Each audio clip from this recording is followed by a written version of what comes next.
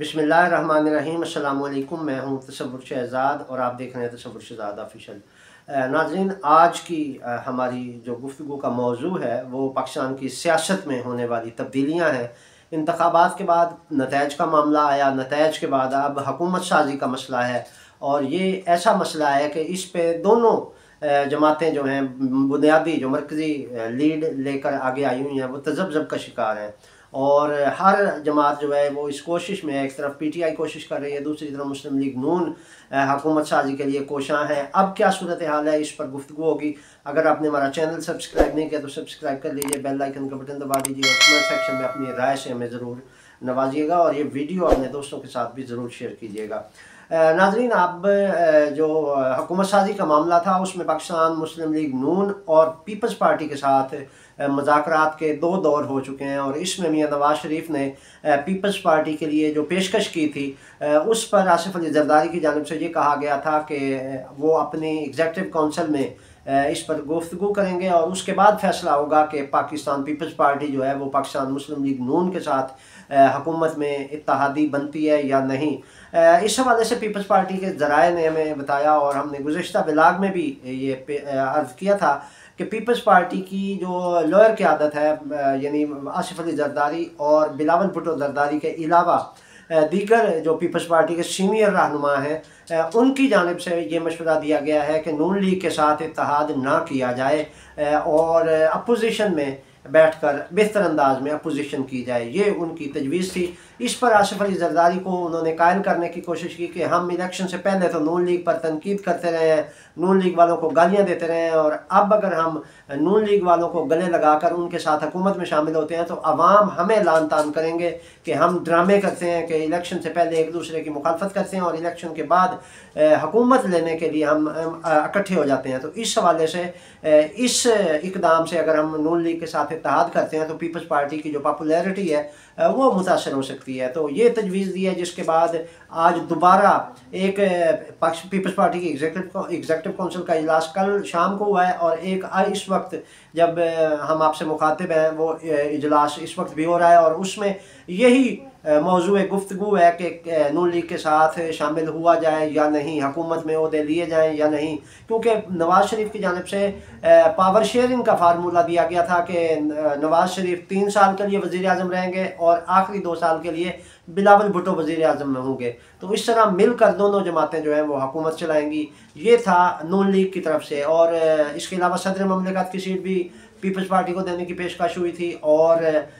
Speaker और chairman senate भी ये ऑफ़र की गई थी। अब जो है सूरत हाल वो आज फैसला होगा, पीपल्स पार्टी का ऊँट किस करवट बैठता है ये थोड़ी देर बाद वाज़ेह हो जाएगा। लेकिन दूसरी जानिब PTI ने अपनी तरफ से हुकूमत साजी करने का ऐलान करके धमाका कर दिया है और इस पर बड़े जो लोग हुकूमत साजी के लिए नवाज शरीफ और जरदारी को देख रहे थे उनकी नज़रें एकदम पाकिस्तान तहरीक इंसाफ की तरफ हो गई हैं और जेल में बैठे हुए इमरान खान की हिकमत अमली इस वक्त जो है वो काफ़ी मौसर और कामयाब होती दिखाई दे रही है। उसकी वजह यह है कि पाकिस्तान तहरीक इंसाफ ने KPK में खैबर पख्तूनख्वा में जमात इस्लामी के साथ इत्तेहाद करके वहाँ हुकूमत बनाने का ऐलान किया है। इस हवाले से बैरिस्टर गौहर की जो है वो जमात इस्लामी के नायब अमीर लियाकत बलोच के साथ टेलीफोनिक बातचीत भी हुई है और इस पर उन्होंने हुकूमत में इत्तेहादी बनने के हवाले से गुफ्तगू किया, जिस पर जमात इस्लामी ने तहरीक इंसाफ का साथ देने का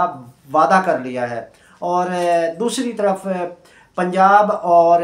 मरकज़ में तहरीक इंसाफ जो है वो मजलिस वहदत मुस्लिमीन के साथ मिलकर जो हुकूमत साजी करेगी और उसमें ये होगा कि मजलिस वहदत मुस्लिमीन के जो उम्मीदवार हैं वो पाकिस्तान तहरीक इंसाफ को सपोर्ट करेंगे और दोनों जमातें मिलकर वफाक और सूबे में हुकूमत बनाएंगी। जबकि बलोचिस्तान में भी तहरीक इंसाफ जो है वो रब्ते करेगी और वहाँ पर भी हुकूमत साजी के हवाले से काम किया जा रहा है। इस हवाले से बैरिस्टर गौहर और शेर अफजल मरवत ज़्यादा फ़ाल हैं और इमरान खान से मुसलसल रब्ते में भी हैं और अब ये कहा जा रहा है कि इमरान खान के साथ फ़ाइनल गुफ्तगू करने के बाद इसका बाकायदा ऐलान कर दिया जाएगा और वज़ीर आला और वज़ीर आज़म के लिए नामजदगियाँ भी कर दी गई हैं और इस हवाले से बाकायदा जो है बाज़ाब्ता ऐलान कल इमरान खान से मुलाकात के बाद कर दिया जाएगा। इस हवाले से मजलिस वहदत मुस्लिमीन जो है वो तहरीक इंसाफ की वो इत्तेहादी जमात है जिसने बिला किसी शर्त के हमायत का ऐलान किया है और गैर मशरूत तौर पर वो PTI के साथ खड़ी है, जबकि जमात इस्लामी के हवाले से जो मामला तय हो रहे हैं उसमें ज़रा ये बता रहे हैं कि जमात इस्लामी ने कुछ सीटों का मुतालबा किया है, कुछ वजारतों का तकादा किया है, जिस पर तहरीक इंसाफ ने उस पर मशवरा करने का टाइम मांगा है लियाकत बलोच से। इसी तरह ज़राए ने यह भी बताया है कि बलोचिस्तान में मौलाना शिरानी जो JUI शीन के नाम से उन्होंने मौलाना फजल रहमान से इख्तलाफात के बाद अपना धड़ा अलग कर लिया था, तो उनके भी PTI के साथ राब्ते हुए हैं और वहाँ पर भी बलूचिस्तान में भी इस हवाले से कुछ पेशरफ्त हो रही है। पंजाब की बात करें तो पंजाब में MWM और वफाक में MWM गैर मशरूत तौर पर तहरीक इंसाफ को सपोर्ट कर रही है और तवक्को है कि ये जो हुकूमत बनेगी वो एक बेहतर अंदाज में बनाने में कामयाब हो जाएंगे। जितनी सीटें अभी कम हैं उसके हवाले से तहरीक इंसाफ की क़यादत से बात हुई सीनियर रहनुमा से, उनका ये कहना है कि हम अदालतों की तरफ देख रहे हैं और हमें तवक्को है कि अदालतें हमें ज़रूर रिलीफ देंगी, क्योंकि नवाज़ शरीफ, हमजा शहबाज, मरीम नवाज़ और कुछ और ऐसी सीटें हैं जिनके हवाले से उन्हें 100% यकीन है कि वो PTI की सीटें थीं। इसी तरह कराची में भी कुछ सीटें हैं जो PTI की थीं, लेकिन इलेक्शन कमीशन की जानिब से और कुछ पार्टियों की जानिब से ज़राए ये बता रहे हैं मुबैना तौर पर धांधली हुई है और उस हवाले से ये सीटें उधर हुई। जैसे हाफिज़ नईमुर्रहमान जमात इस्लामी के, उन्होंने PTI को अपनी सीट वापस कर दी और कहा है कि ये सीट पाकिस्तान तहरीक इंसाफ की थी, गलती से मुझे जितवा दिया गया है, धांधली करके मुझे जितवा दिया गया है तहरीक इंसाफ को हराने के लिए। तो इस हवाले से ऐसे बहुत से ज़राए ये बता रहे हैं कि MPAs MNAs मार्केट में आएंगे जो ये दावा करेंगे कि ये सीट PTI की जीती हुई थी, धांधली के साथ उन्हें जितवाया गया है। इसके अलावा तहरीक इंसाफ जो अदालतों से रजू कर रही है इन सीटों के लिए, जैसे मियां नवाज शरीफ की सीट, मरीम नवाज़ की सीट और अता तारन की सीट और हमजा शहबाज की सीट, तो इन सीटों के हवाले से भी जो है वो पाकिस्तान तहरीक इंसाफ अदालत से रजू करने जा रही है और फिर वहाँ से इस बात का फैसला होगा। तहरीक इंसाफ की क़यादत जो है वो पुर उम्मीद है कि अदालतें उन्हें रिलीफ फराम करेंगी और वो हुकूमत बनाने में कामयाब हो जाएंगे। इस हवाले से इमरान खान ने बाकायदा काबीना तश्कील देने और बाकी मामला सेट करने के लिए एक कमेटी बनाई है, उसमें ज़्यादातर वकला ही हैं और बैरिस्टर गौहर जो हैं वो इसको हेड कर रहे हैं। और देखना ये है कि अब पीपल्स पार्टी और नून लीग का जो एक